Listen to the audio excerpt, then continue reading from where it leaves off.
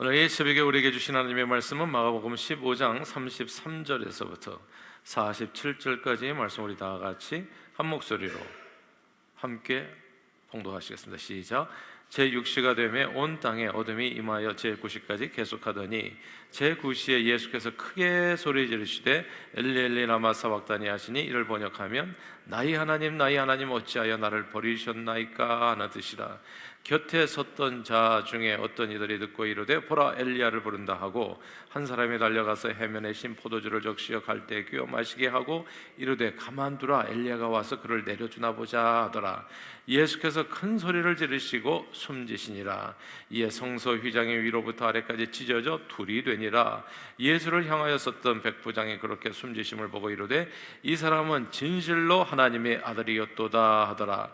멀리서 바라보는 여자들도 있었는데 그 중에 막달라 마리아와 또 작은 야고보와 요새의 어머니 마리아와 또 살로메가 있었으니, 이들은 예수께서 갈릴리에 계실 때에 따르며 섬기던 자들이요 또 이 외에 예수와 함께 예루살렘에 올라온 여자들도 많이 있었더라. 이날은 준비일 곧 안식일 전날이므로 저물었을 때 아르마대 사람 요셉이 와서 당돌이 빌라도에게 들어가 예수의 시체를 달라 하니, 이 사람은 존경받는 공회원이요 하나님의 나라를 기다리는 자라. 빌라도는 예수께서 벌써 죽었을까 하고 이상히 여겨 백부장을 불러 죽은 지가 오래냐 묻고, 백부장이 알아본 후에 요셉에게 시체를 내주는지라. 요셉이 세마포를 싸서 예수를 내려다가 그것으로 싸서 바위 속에 판무덤에 넣어두고 돌을 굴려 무덤문에 놓음에, 막달라 마리아와 요새의 어머니 마리아가 예수 둔 곳을 보더라. 아멘.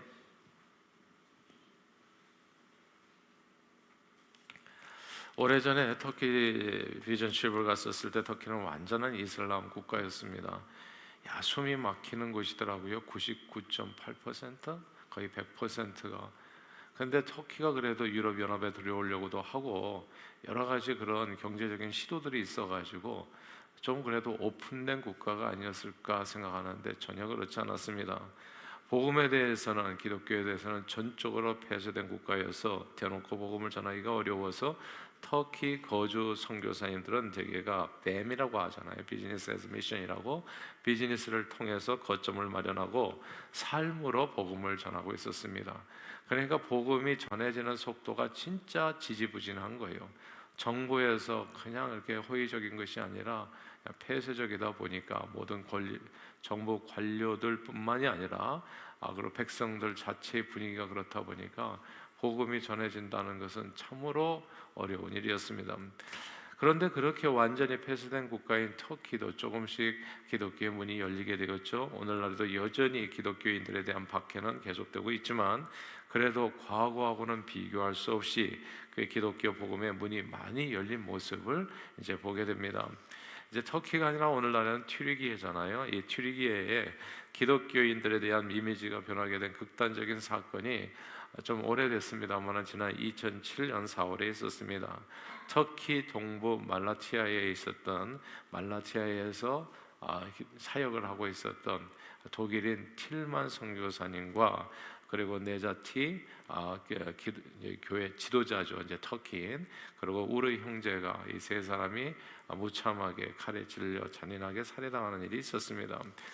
종교적으로 사람을 잔인하게 죽이는 까닭이 있어요. 그거는 그로 인해서 공포심을 유발시켜서 다시는 그런 추종자를 만들지 않기 위해서, 이게 본보기로 보이는 것이라, 이렇게 기독교인이 되어지면 어떤 죽음을 죽게 되는지, 공동체에서 어떤 해를 입게 되는지를 보여주는 것이다. 그러니까 절대 이제 예수 믿지 말아라, 이제 이런 메시지를 전하기 위해서 사실은 이제 이렇게 박해를 하고 사람을 죽이는 거거든요. 그런데 그 이후에 오히려 놀라운 일이 벌어졌습니다. 그 전까지는 숨죽이고 자기 정체를 가리고 있었던 그리스도인들이 모두, 그때 터키에서는 100명 모인다고 하면 대형교회라고 했거든요. 초대형 교회. 대부분 이렇게 이제 가정교회 형태를 10명 단위로 해가지고 이렇게 벗어나지를 못하는 그런 소규모 이제 공동체였는데, 이때 그냥 무려 1,000명이나 거리로 쏟아져 나왔었잖아요. 그래서 나는 그리스도인이다. 죽이려면 나도 죽여라. 이제 이렇게 플랜카드 걸고서 그렇게 대로에 나와가지고 이렇게 항의 시위를 하는 일이 있었던 겁니다. 이렇게 되니까 이제 터키 정부의 입장에 좀 변화될 수밖에 없는, 국제사회의 눈길도 있고 여러 가지가 있다 보니까 이제 무작정 박해만 하고 있기는 어렵게 된 겁니다. 그 일을 통해서 터키가 우리가 얼마나 종교적으로 자유 있는 그런 나라인가를 또 과시하기 위해서라도 이제 이걸 가만히 이제 이렇게 모른 채 할 수는 없어서 자국 내 기독교인들을 또 보호하기 위한 목적으로도 기독교인 목사를 TV 방송에 내보내는, 정말 그 전까지는 있을 수 없는 일이 벌어지게 된 겁니다. 그래서 오늘날 과거에는 크게 다른 터키의 모습은 저절로 얻어진 것이 아니라 누군가 복음을 위해서 피를 흘린 순교의 결과라고 볼 수 있고, 그때 터키인들도 몰랐어요. 자기네 그렇게 많은 그리스도인들이 있는지. 그런데 아무튼 숨겨둔 하나님의 사람들이 있었다는 겁니다. 물론 심한 박해가 있게 되면 일반 대중은 분명히 위축되는 것이 사실입니다. 박해가 있으면은 그럼 이제 공포심이 밀려오잖아요. 예수 믿다가 나도 죽겠구나 라는 생각이 이렇게 밀려오게 되면 이게 앞장서서 담대하게 복음을 전하는 것은 무척 어려워집니다. 그러나 그렇게 진짜 큰 어려움이 닥치게 되면 사람이 막 이렇게 죽는 것과 같은 진짜 큰 어려움, 공포가 닥치게 되면 그간에 숨어 있었던 진실한 신앙인들이 드러나게도 되어집니다. 구약 성경 열왕기상에 보면 엘리야가 바알과 아세라 850명의 선지자들과 이제 갈멜산에서 영적 전투를 벌인 후에 이제 완전 승리를 거두게 됐죠. 그렇게 승리를 거두게 되니까 이제 자기가 승리한 것과는 별개의 문제로 이제 아합과 이세벨, 사실 아합과 이세벨이 정말 이렇게 심혈을 기울여서 키웠던 그런 바알과 아세라 선지자들인데 하루아침에 엘리야에게 다 죽어버렸으니까 얼마나 상실감이 컸겠어요. 얼마나 분노가 컸겠습니까? 내가 반드시 너는 죽이리라 이제 이세벨이 그렇게 맹세를 하잖아요. 그래서 아합과 이세벨의 추격을 피해서 먼 곳으로 도망치는 이야기가 나옵니다. 그때 먼 곳으로 도망쳐서 굴 속에 칩거하고 숨어 있었던 엘리야에게 하나님이 나타나서 이렇게 물어봅니다. 엘리야가 내가 도대체 여기서 뭐 하고 있냐? 왜 네가 여기 있느냐? 그렇게 물으셨어요. 그러자 엘리야는 자기는 여호와를 위해서 열심히 특심인 사람인데 나머지 모든 이스라엘 자손들이 다 여호와를 배반하고 그래서 칼로 주의 선지자들을 다 죽이고 이제는 자기만 남았는데 자기의 생명까지도 취하려고 합니다. 그래서 도망쳤습니다 라고 말씀드립니다. 그때 주님이 엘리야에게 이런 얘기를 해주시잖아요. 아직도 네 생각하고는 참 다르다. 다 등을 돌린 것 같아도 아직도 바알에게 무릎을 꿇지 않은 7,000명이 예비되어 있다. 이렇게 말씀하세요. 그리고 엘리야에게 용기를 주십니다. 너 혼자가 아니다. 용기를 내라. 그리고 새로운 사명을 주셔서 엘리야를 보냅니다. 엘리야 생각에는 하나님의 사람들이 다 죽고 자기 혼자만 남은 줄 알았는데 하나님의 섭리로 여전히 많은 사람들이 보존되어 있고 그리고 이제 엘리야가 할 수 있는 일이라고는 아무것도 남지 않았다고 생각했는데 오히려 그 순간에도 엘리야가 할 수 있는 가장 소중한 사명이 있었다는 것을 그로 하여금 깨닫게 해줍니다. 자, 오늘 본문의 이야기인데요. 목자를 치니까 양떼가 흩어진다고 예수님이 겟세마네 동산에서 군병들에게 끌려가실 때 사실 예수님 곁에 남아 있었던 사람은 하나도 없었습니다. 베드로가 비록 정말 자기가 한 말도 있고 해가지고 예수님을 끝까지 따라오려고 애를 써서 대제사장의 뜰 안까지는 들어갔었지만은 그도 결국 예수님을 부인하고 떠나게 됩니다. 세상이 다 예수님에게 등을 돌려서 골고다 그 언덕 너머 십자가에 달려 돌아가실 때 오직 예수님만 홀로 남아있는 줄 알았는데 오늘 본문에 보니까 그것이 아니었습니다. 그게 아니었어요. 평소 예수님 곁에서 큰일 하던 사람들은 전혀 보이지를 않았는데 큰일 하던 사람들이요, 이름 있는 사람들, 뜻밖에도 평소에는 전혀 눈에 띄지 않았던 사람들이 오늘 본문에 보니까 속속 등장하고 있는 것을 우리는 알게 됩니다. 야, 이런 모습이 나중에 천국에 가서도 이럴까요?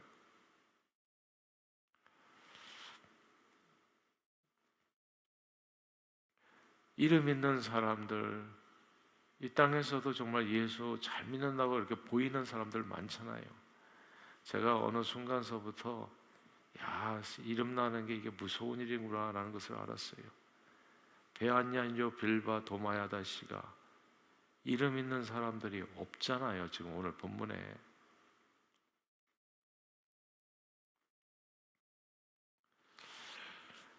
눈에 띄지 않던 사람들이 속속 오늘 본문에 등장하는데 가장 중요한 순간에 제일 먼저 등장한 사람이 로마 백부장입니다.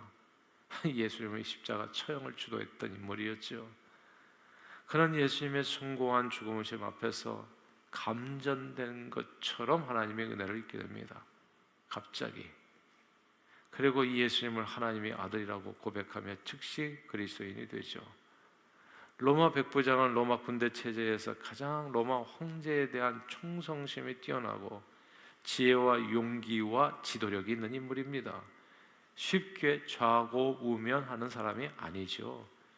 그러니까 마음을 정했으면 그대로 목숨을 아직 바치는 사람.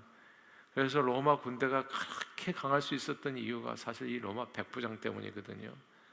근데 그런 사람이 정말 황제에 대한 충성심이 그냥 일반 열심을 넘어서 특심인 이 사람이 마치 주는 그리스도시요 살아계신 하나님이 아들입니다 라고 고백했었던 베드로의 고백처럼 예수님을 그 순간에 가장 위험한 순간에 하나님이 아들이라고 고백한 겁니다. 이건 황제에 대한 거의 역적 그러니까 영모에 관련된 그런 고백이라고도 볼 수 있어요. 너무나 충격적인 고백입니다. 세상의 질서를 자기가 살아온 삶을 완전히 부인하는 고백이에요. 하나님의 아들입니다. 이분이 바로 메시아입니다. 그런 뜻이거든요.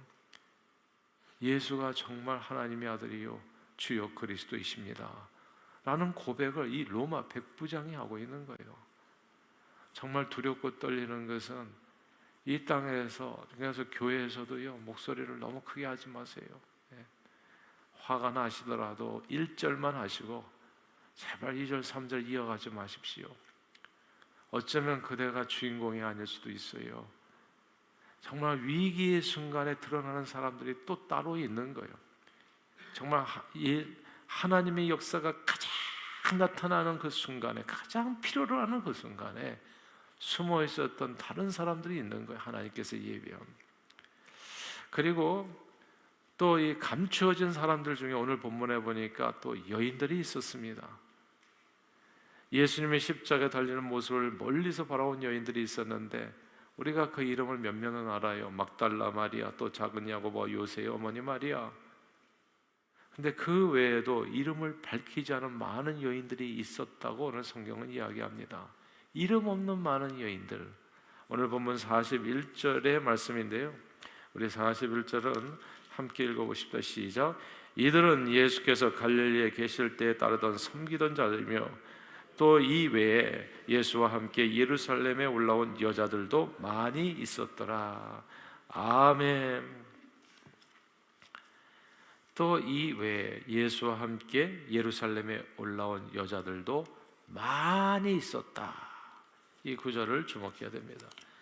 예수님을 끝까지 따른 많은 여자들이 예수님의 십자가 아래에서 주님을 지켜보았다는 말씀입니다. 주님의 마지막에 함께 했다는 이야기예요. 예수님이 십자가에 달려 돌아가실 때에는 평소 목소리도 크고 용맹하여서 세상이 다 주를 버려도 나는 결코 주를 버리지 않겠습니다. 다 배신해도 나는 배신하지 않고 목숨 걸고 예수님을 지키겠다고 맹세한 베안야요 빌바 도마 야다시가, 베드로, 안드레, 요한, 야고보, 이 12명의 명성 있는 사내들은 다 사라져 버리고 평소 목소리 작고 겁 많아 보이는 이름 없는 여인들이 수없이 그 자리를 지키고 있었다는 사실을 우리는 주목해야 됩니다.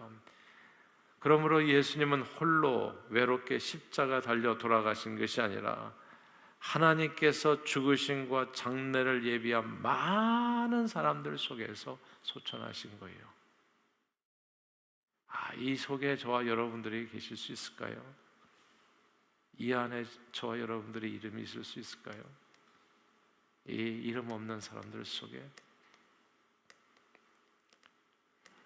이게 신앙인데, 진짜 신앙인데요, 진짜 신앙은 죽음 앞에서 발휘됩니다. 영광이 아닙니다. 영광의 자리에는 항상 사람들이 바글바글해요. 오병이요, 그거 할 때 5천 명이나 함께 했었다고. 남자만. 먹고 배부를 때는 수없이 사람들이 몰려듭니다. 십자가 앞에서 여러분도 계시겠습니까? 예수님이 그런 말씀하셨어요. 많은 사람들이 따르니까 저들이 나를 따르는 까닭은 먹고 배부르기 때문이라고. 우리가 예수님을 따르는 까닭은 어쩌면 주님 앞에 나와서 기도할 때 내 기도가 응답되고 병이 낫고 삶의 문제가 해결되고 잘 먹고 잘 살기 때문에 나오는지도 모릅니다. 그런데 예수 그리스도께서 주시는 길이 우리에게 십자가라면 그 길을 가시겠냐 말입니다. 십자가 앞에서는 과연 몇 명이나 남을까를 생각해 봐요. 사실 우리가 지난 한 주간에 지성소 기도 1시간 하는데 1시간도 힘들잖아요, 솔직히. 십자가 앞에서 함께하는 그 여러 시간 말고 우리는 1시간도 힘들잖아요. 십자가 앞에서 몇 명이나 남아있을까 생각해 봐요. 진짜 고민이 돼요. 남 얘기가 아니라 나도 남아있겠나 말이지. 오늘 예수 앞에 남아있었던, 십자가 앞에 남아있었던 사람들이 많지 않았다는 것을 꼭 기억하십시다. 정말 평소에 따라다니는 사람들은 없었고 숨어 있었던 사람들, 저는 저와 여러분들의 이런 숨어 있었던 사람들 중에 한 명이 되시기를 주님 이름으로 축복합니다. 그런데 마지막으로 가장 뜻밖의 인물이 나와요. 아리마대 요셉입니다. 그런 존경받는 공회원 중에 한 사람이었어요.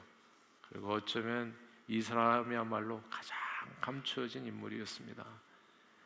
공회원들은 대개가 대제사장 무리들과 마음을 모아서 예수를 죽이는데 동조하는 유대 권력자들이거든요. 근데 다 죽이는데 동조한 줄 알았는데, 같은 편인 줄 알았는데 거기서 한 사람이 나온 거예요. 그쪽 입장에서 보면 배신자인 거죠. 근데 예수님에게 충성했던, 그 가운데 있었던 거예요. 놀랍게도 예수님의 제자가 그 가운데 있었던 겁니다. 진짜 약대가 바늘길을 통과하는 것처럼 이 사람은 또 부자예요. 부자가 하나님의 나라에 들어가는 정말 기적을 일으킨 사람이에요. 이 사람만큼 그 뜻밖의 인물이 없어요. 예수님의 말씀에 비추어서 가장 천국에 들어가기 어려운 사람이 오늘 본문에 나오는 거예요. 천국에 들어가는 거예요. 과연 주의 일은 사람이 하는 것이 아니라 하나님이 하신다는 것을 깨우쳐주는 놀라운 인물입니다. 아리마대 요셉. 부자였기 때문에 무덤이 있잖아요. 그래서 자기 무덤으로 예수님의 죽으심을 예비하고, 또 십자가에서 달린 예수님을 당돌하게 빌라도에게 요청해서 인수받습니다.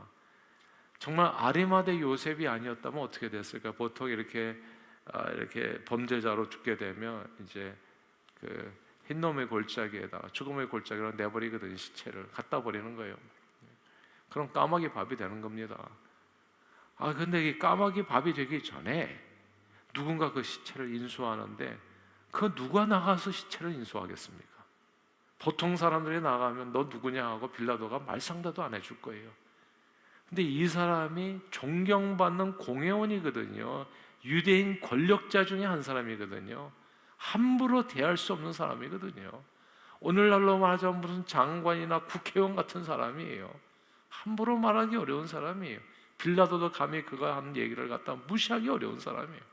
그러니까 빌라도가 꼼짝없이 내줄 수밖에 없는 시체를, 그런 권력자가 예수를 따르는 사람이었다는 게, 이게 가장 큰 충격인 겁니다. 사실은 예수의 십자가 그 죽음 앞에서 가장 큰 충격이 뭐냐면, 아리마대 요셉이 커밍아웃한 거죠. 예수님의 제자로 자기 모든 권력을 다 잃어버릴 것을 각오하고 나도 그들과 같은 사람이다, 나 예수 믿는 사람이다, 그렇게 담대하게 선포한 거예요. 오늘날 우리는 신앙생활 하면서 세상에서 내가 예수 믿는 사람이라고 공포했을 때 당할 손해를 생각하면 다 감추고 살잖아요. 손흥민이 자기가 크리스찬이라고 얘기합니까? 아버지는 기독교인이고 엄마는 맨날 기도한다고 하는데 언젠가 누가 그런 얘기 하더라고요. 자기는 신앙은 없다고. 신앙이 진짜 없는 것인지 대중이 이 눈초리가 무서워가지고 그냥 자기 신앙을 감추는 것인지 알 수 없는데, 그러나 우리는요 그냥 커밍아웃 해야 돼요.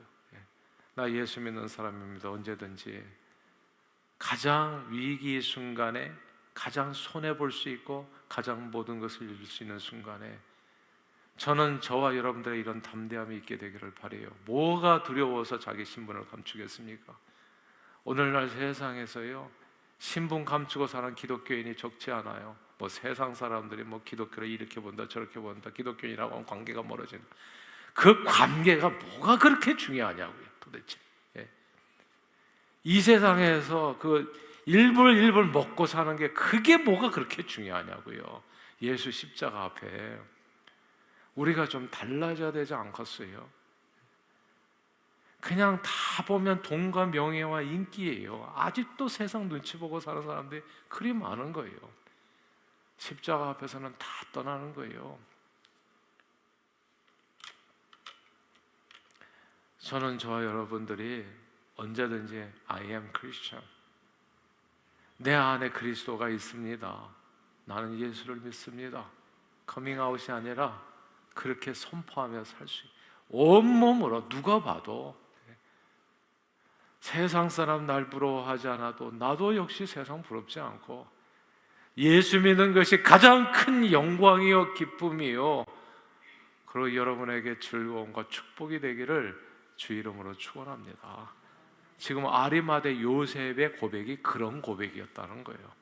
나는 예수가 나의 인생의 그 무엇보다도 소중, 내가 가지고 있는 소유와 내가 가지고 있는 권력과 내 이름의 명예와 그 무엇보다도 난 예수가 소중합니다 라고 고백하면서 나온 이 신앙 고백의 삶의 모습이 빌라도의 앞에 당돌하게 나가서 예수의 시신을 요구한 그런 행동이었던 겁니다.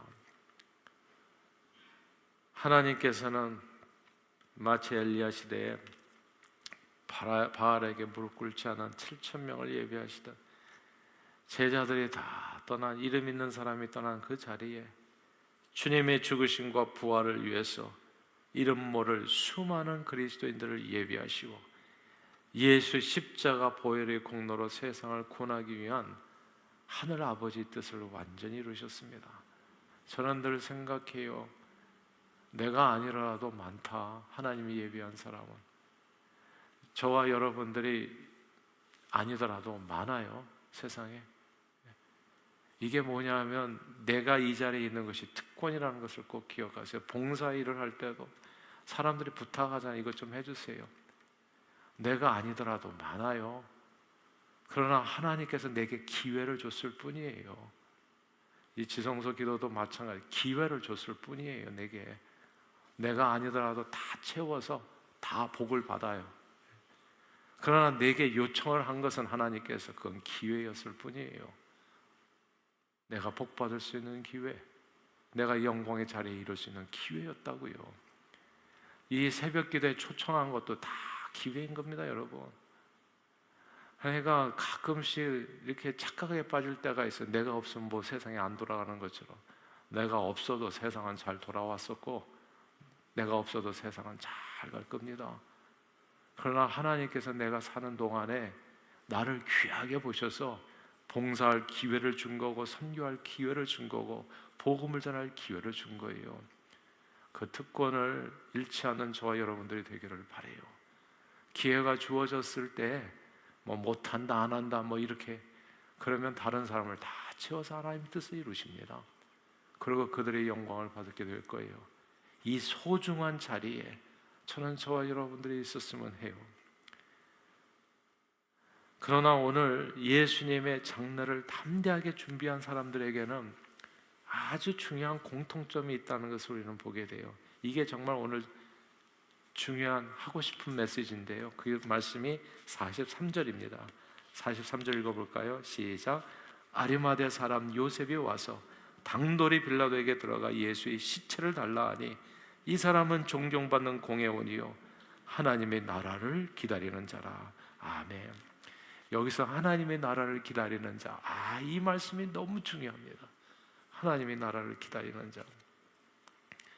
아리마대 요셉이 이렇게 담대하게 행동할 수 있었던 이유가 이 한 구절 속에 담겨 있거든요. 하나님의 나라를.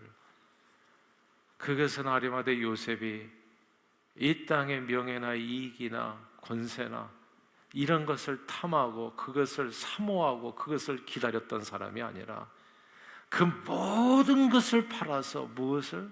천국을 바랐던 사람이라는 거. 이 땅에 소망을 둔 사람이 아니라 영원한 하나님의 나라에 소망을 둔 사람이었기 때문에 자기 목숨을 내어놓고 마지막 순간에 예수를 붙들 수 있었다는 거죠. 이게 진짜 신앙입니다. 예수님의 제자들이 왜 마지막 순간에 예수님과 함께 하지 않았을까요? 그 바로 직전에 그들이 했던 행동을 보면 알 수 있어요. 겟세마네 동산에 들어가서 이제 마지막 기도하고 끌려가기 바로 그 직전에 예수님이 한 것은, 예수님의 제자들이 한 일은 서로 간에 다투는 일이었습니다. 영광 중에 올 때 누가 좌우편에 앉을 것인가, 누가 세상 권세를 쥐고서 예수님과 함께 이 세상을 다스릴 것인가, 세상 명예와 이익을 위해서 예수님을 따른 사람들은 십자가 앞에서 예수님을 다 떠나게 되더라고요. 먹고 배부른 사람들 다 떠나고요. 뭔가 이 세상의 유익을 위해서, 잘 먹고 잘 살기 위해서 그게 유일한 기도 제목으로만 살았던 사람들은 마지막 정말 십자가 앞에서 다 떠납니다. 내가 왜 고생해요? 그럼 고생하는 길이 예수 믿는 길이라면 나는 안 갑니다. 그 앞에서 다 떠나는 거예요. 그러나 하나님의 영원한 나라를 기다리며 소망하는 사람들은 십자가 예수님 곁을 끝까지 지키고 부활 영광의 주님을 끝내 맞이하게 됩니다. 하나님 나라를 기다리는 사람들만 십자가 고난에 동참하고 부활 영광을 향해서 나가게 된다는 이 사실을 저와 여러분들이 꼭 이 새벽에 마음에 새길 수 있게 되기를 바랍니다. 중요하니까 반복할게요. 영원한 하나님의 나라를 사모하고 기다리는 사람들만 십자가의 고통을 이겨낸다는 것을 꼭 기억하시고 십자가의 고통에 동참한다는 것을 꼭 기억하십시오. 이 세상에 썩어질 영광을 위해서 예수 따랐던 사람들은 딱 거기까지예요. 겟세마네 동산의 기도까지. 그리고 거기서 다 예수를 떠나갑니다. 하나님의 나라를 기다리는 그 사람들만 십자가 앞까지 나오고 그 죽음을 예비하고 죽음과 함께 동참하고 그리고 부활 영광, 그 하나님의 나라에 들어가게 되어지는 겁니다. 그러므로 오늘 토요일 새벽에 저는 저와 여러분들이 늘 하나님의 나라를 기다리는 하나님의 친백성들이 되기를 주님의 이름으로 축복합니다. 항상 우리 중심을 보시는 하나님 앞에 세상 썩어질 영광에 대해서 다 예수님과 함께 십자가에 우리의 정과 욕심을 못 받고 썩지 아니할 영원한 하나님의 나라를 소망하며 다시 오시는 그분을 맞이할 준비하는 저와 여러분들이 다 되시기를 주의 이름으로 축원합니다. 기도하겠습니다. 하나님 아버지, 예수님의 십자가 죽음 앞에 세상 헛된 영광에 대한 정과 욕심을 다 내어놓고 영원한 하나님의 나라를 사모하여 주님의 죽으심과 연합함으로 주님의 부활을 영원한 하나님의 나라에서 온전히 누리는 저희 모두가 되도록 성령님 우리 심령을 인도해 주시고 축복해 주옵소서. 예수 그리스도 이름으로 간절히 기도합니다. 아멘.